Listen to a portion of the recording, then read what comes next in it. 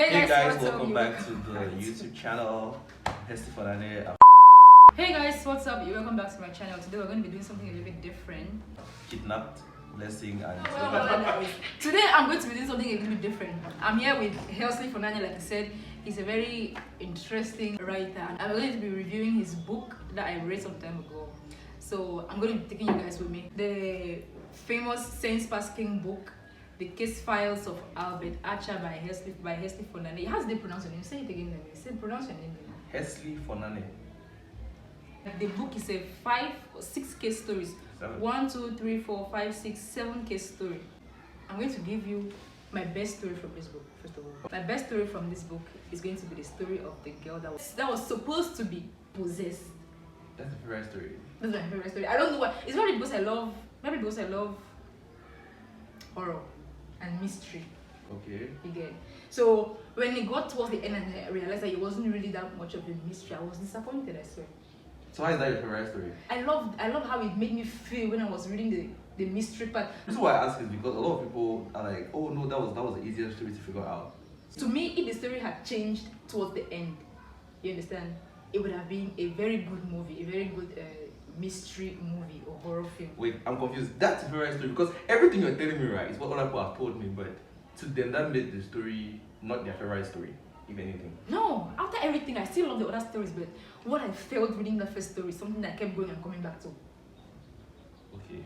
Yeah. Okay, so what's your favorite story? You're writing the book. What do you think? What do you think is a story that can actually sell if you had to make a movie out of it?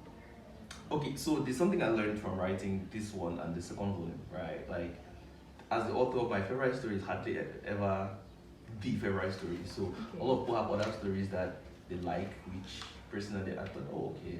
Because my favorite story, let me see, I think it's like the 4th story or something. My favorite story is the case of the shocking death.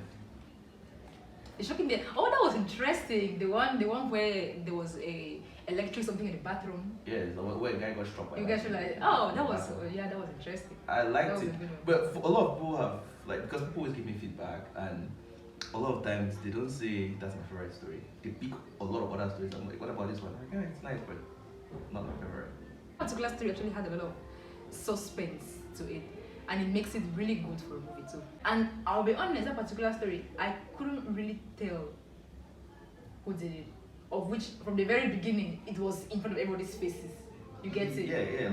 I couldn't tell, and when I realized who the culprit was, I was a little bit like, wow! How could you not see it coming? I've been there all this time. It was there the whole time, honestly. But the thing is, I love suspense, and I actually try not to think about it a lot.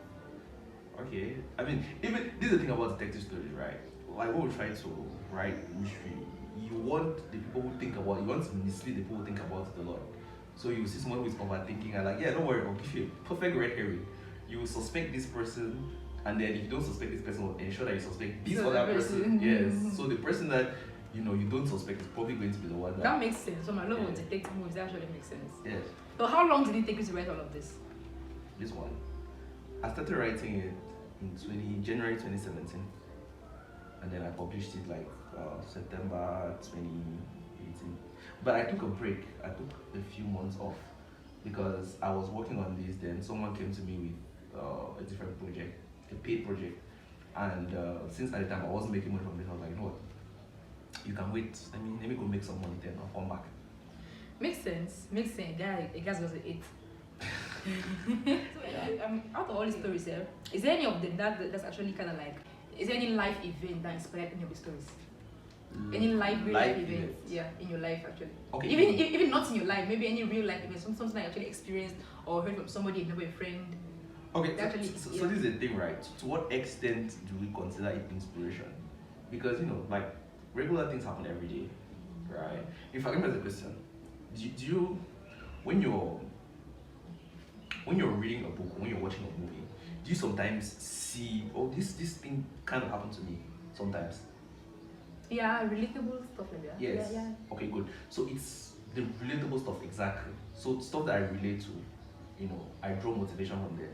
But I never actually take events that have happened and put in my story, because then I'm violating, if it's someone else's story, I'm violating their right to privacy. That has to be like a different thing. Okay, like take for example the story of the the kids in Boya. Yeah. The one who broke in and stole somebody's money and stuff like that. Yeah. It could have been that happened in your city when you were going to school or something. Alright, so that story, right? I'll tell you, okay, I'll give it a guess. That's a good example. I'll tell you what happened. That story, I first had this idea for that story in 2014. 2014. So at the time I was in Boya, alright, I was in UB, I was in my association, Shesa. I was Shesa president. So one day, so back in the days though, first of all, was there even mobile money? Back then there wasn't by 2014 there wasn't. Yes, I don't think there was. Or if there was, you didn't use it. So we used to collect money for like parties and stuff and keep the money on us because you need to do things like so you could not go and keep it in the bank or something. Yeah, I You guys remember had this it on time. you. Okay, so there was a time when I had like 1 point something million. Like I used to keep in my shoe. So in my shoe, in my wardrobe. In your room? In my room. Right? Wow. So my hostel was a bit secure because to get in you need to leave your ID card at the gate and things like that. So the security was a bit like it was better than other hostels in Boya. Okay. But then having 1.5 million is a lot of money in your room and you're a university student. So you start to think, or I started to think to myself, if I lose this money, first of all, what do I tell like the other members of the association? Because nobody will believe they came and stole it. Honestly. Everybody will say, this guy had this in his money, And then there is, what will I tell my parents? So it's all that I started thinking. I was like, okay, how can someone break into this hostel and take this money?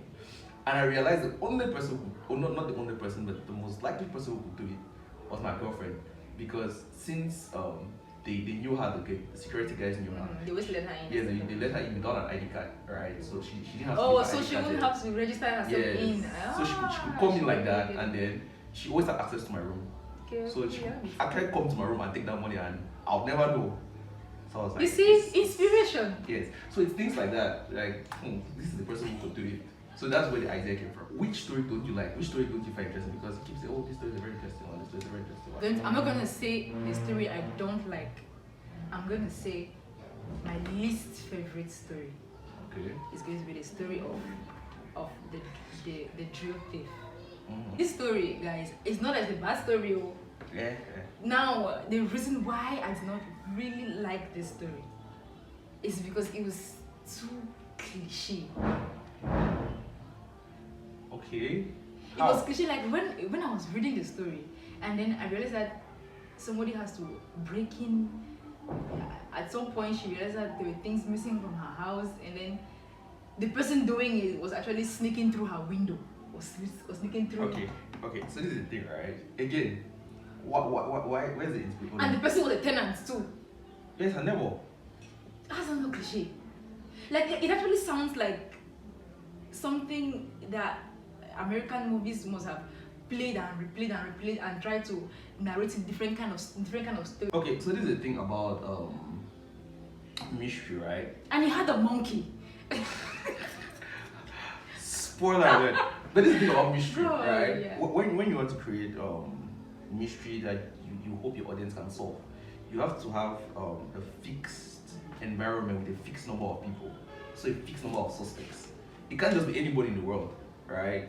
So it's either you say, okay, there's a building, there are 9 tenants, there's one person who is being stolen from, so there are 8 suspects, or maybe even 9 suspects. Maybe she's stealing from herself, and then she has like an issue. You have to have a fixed number of suspects. You understand? That's why you see repeatedly in a lot of movies, even especially murder mystery, where there were like 10 people in the house, one person died, so 9 suspects, right? Because the moment you say it can be anybody in the world, the moment you leave it open, it's no longer mystery because then the audience has no way of solving it. Well, that makes sense. Yes. That so makes he sense. had one of her neighbors, or maybe she was just confused. Let's not ruin it for. I'm not going to spoil it for you guys. So I guess everybody should just get the book and read, and then probably in the comment section you tell me what you think. That's how we're going to do this because it cannot be me alone. I cannot be the only one thinking this. That's the last story, right? Yes. Yes. Also, I don't know if it was my least favorite story. It wasn't supposed to make it, and then towards the end, I was just like, but actually, it's a post favorite story. What? Yes. There's a reason why I know it's the last story because someone told me that's my favorite story. Why is it the last? I was like, okay, no, wait, hold on. It's not the last story. It's the kiss of the missing baby. Okay, that's the story I didn't like. Yeah, that's the story I did not like. That missing baby story too was This other story, yes, this story of the 5 turkeys. This Yeah. this is the story of the one that happened at the park, right? Yeah. Oh, I actually love this. Okay, I think I love this one more than the mystery. That first one. I think. And the reason why I won't say I loved it, I would say I relate to it a lot. You've been scammed before? I've not really been. I have, but not on this level. You get it? I have. That's probably a confession, but I have. Wait, what? How? Let me tell you this. This happened to me online. This was an online thing. Hold on. Okay, stop laughing. Okay, now this happened online. I was trying to buy, and I sell online, and I thought I was immune to all this online scamming and stuff. I thought I could see right through everybody, but I don't know how these people managed to play me. I was supposed to buy a fridge and a mattress online. I found this guy selling on the Facebook online market. I contacted him and everything. He sent me pictures, like real pictures, and then he sent me videos of all the things live and everything. I normally don't like to buy stuff online like that. Usually when I buy, I want you to come and deliver it to me before I pay you. But the guy said he was in somewhere, I think Idea. I asked this guy to send me his ID card so I can be sure that I'm dealing with, somebody genuine. This was supposed to actually tick me off, but I don't know why I did not. He took about 3 hours to send me his ID card. He kept telling me that network is disturbing, that the pictures are coming, that he has taken the pictures, but the network is slow today, he doesn't understand.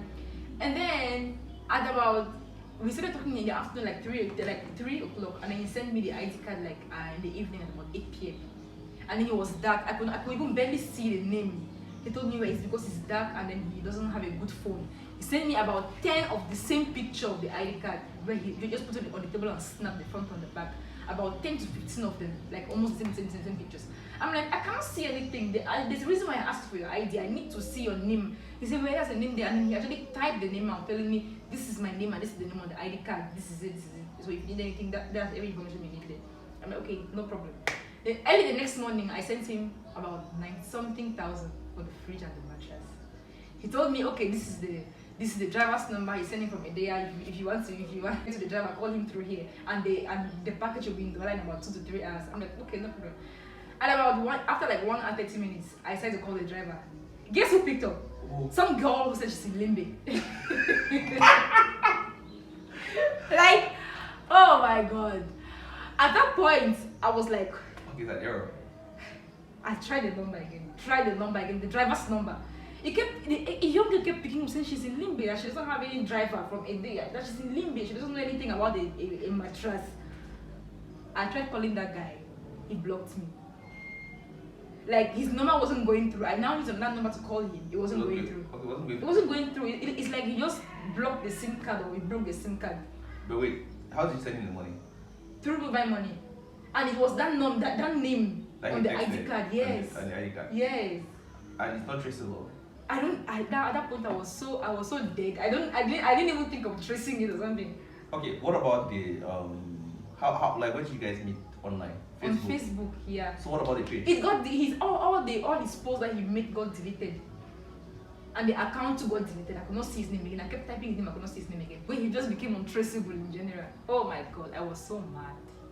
But yeah, that's my story. I literally cried. I cried. Because this is the thing about I've never been scammed before. I mean, not like that. Wow, lucky you. I guess I've heard a lot of people's stories, right? And one thing I learned from all of your stories is you think you're smart until they get you. Until they get you, honestly. The way you're narrating your story to someone else, the person will be like, why were you so dumb? how can you not tell us this scam? And the person will be so small, like I would have figured it out in 5 seconds. Oh my god. That's why I'm trying to say that this story in particular, I've heard so many stories that sound the same, and I'm not going to say it's cliche like the other one because there are 2 different scenarios. Yeah. This one was a little bit more relatable. Like, it felt like, oh my god, this happened to me last week, and then you keep reading like, oh, this happened to me 2 days ago. I cannot let us catch these people. That's the kind of feeling I had when reading that particular story. I'll tell you something. So this story, that particular story, right? There's no particular event that I can point to and say this story inspired me or. But what happens is, I heard a lot of stories I still do, like we hear it all the time, to the point where if as a Cameroonian you've not been scammed, you know somebody who has been scammed like that. Yeah. So yeah, I feel like a lot of Cameroonians relate to this story. Like, we know these stories. But the thing now is, those people them, they hardly ever get caught. And Yeah. that's what I tried. Because I think, let me see. This is the only story where actually I start the story from, it's more of a how catch up. So I start from the story from the crime itself. I explained what happened. Okay. Yeah. Previously, I always just say, okay, this was happening, and I try to solve it. But this time, I actually let the reader follow because I felt like that would be, they'll relate to that. Yeah, that was a very interesting way to put it actually. And I think that story and the story of the mystery, the girl who was kind of crazy or something. That first story, that they're kind of battling for my favorite. I would say. Not the shocking death. How was that a story? That shocking death was nice. Yes. Now we're going to talk about some remark that I made about this book. Dun.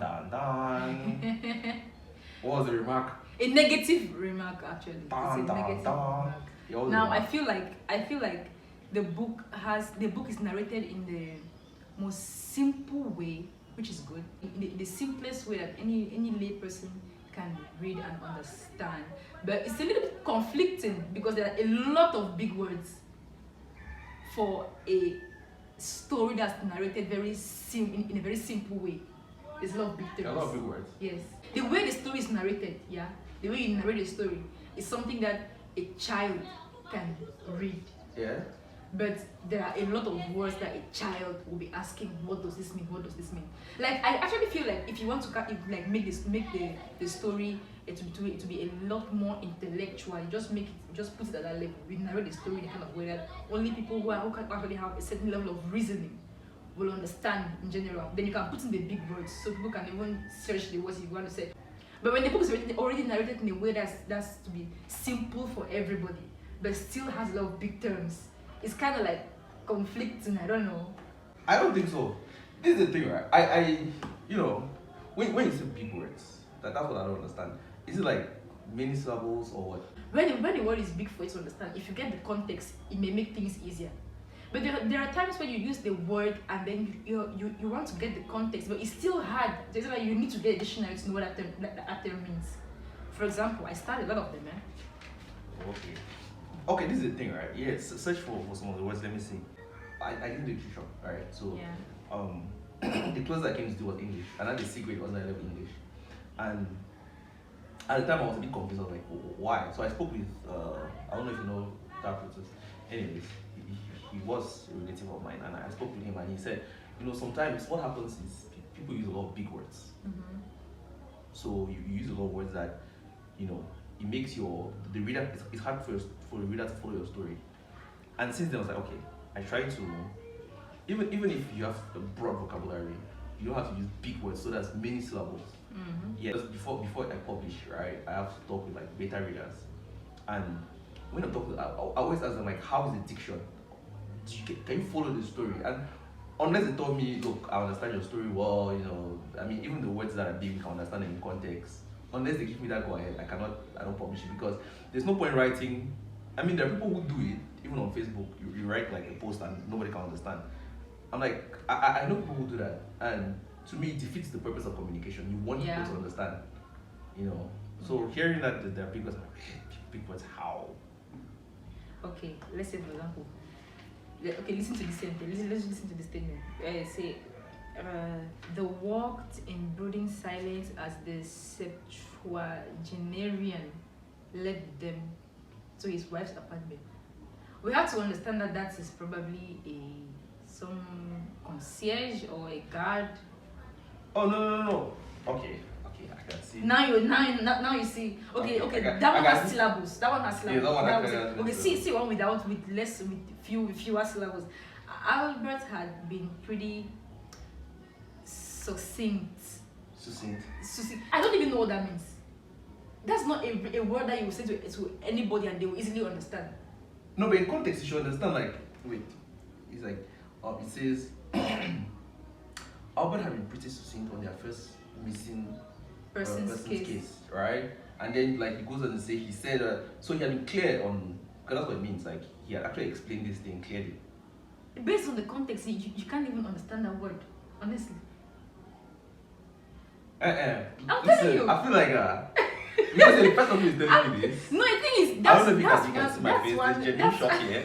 All right. Anyways, but I'm going to say, in any case, it's not really a bad thing. It's not really a bad thing. No, it's not really a bad thing to write like that, but it's not a bad thing to. Yeah, I won't say it's not. Even like as a writer, I think I can call myself a seasoned writer. I'm writing professionally for 5 years now. Mm-hmm. I still read books and go to my dictionary. Yes. Well, I think that's actually one of the reasons why people read books anyway, to like expand their vocabularies and stuff like that. Mm-hmm. So it's not really that much. It's not a bad thing.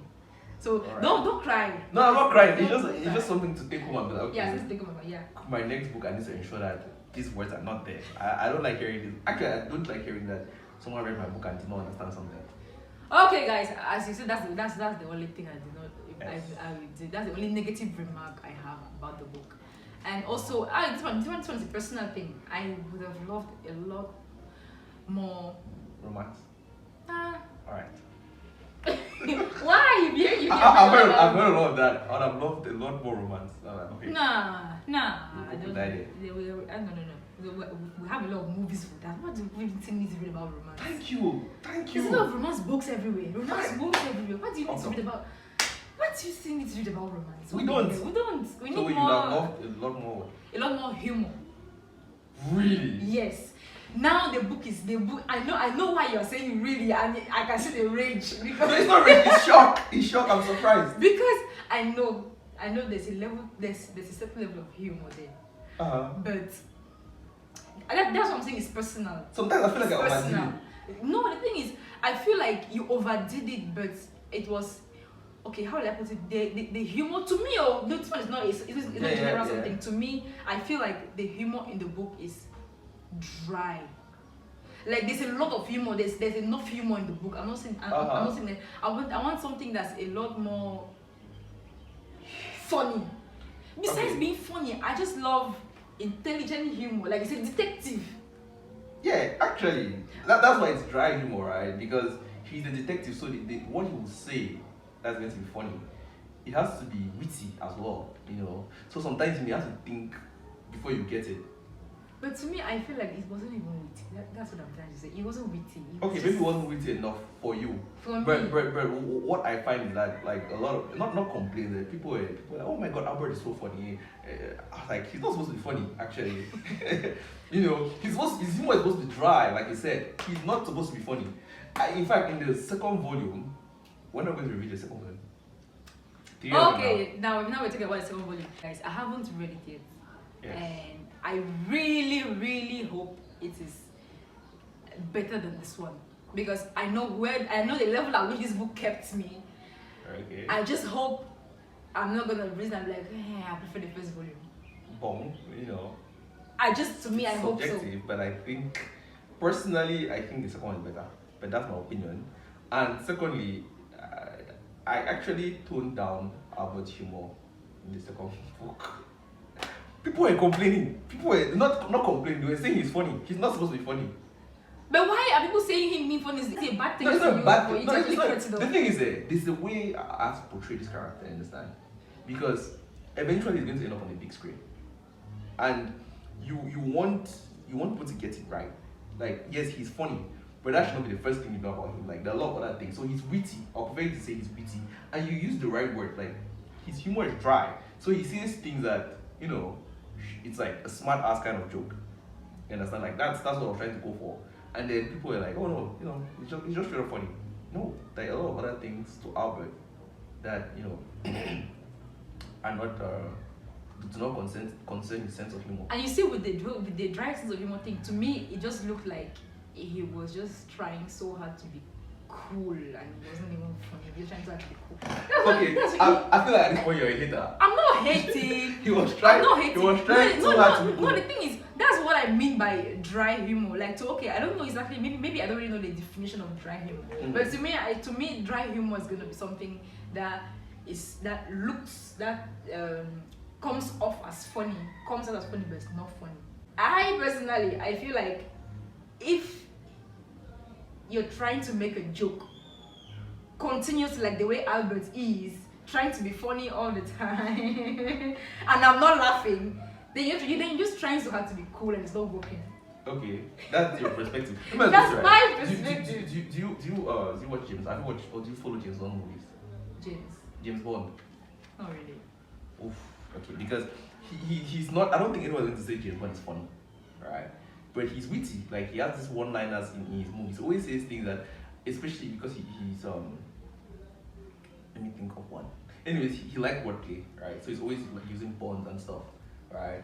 And it's funny in context, but you will not say he's a funny guy. Now, James Bond is not the inspiration because now that you're saying he's trying too hard to be cool, the next movie will be like, he wants to be James Bond. No, that's not what we're going for. No. But you can see that, okay, that's a character that, he's witty. He has one liner that he always just throw around. So, let me think. Anyways, no, it's okay. But he's, don't worry, right? Like, I like feedback. So when people tell me, oh, I think it's so this or it's so that, I try to think about it.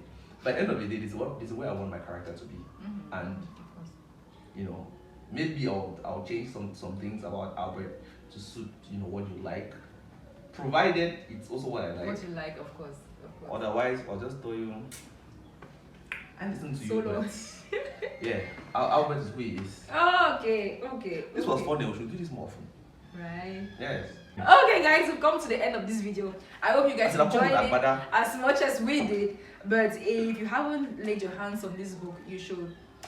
I will leave all the information to contact him in the description box below.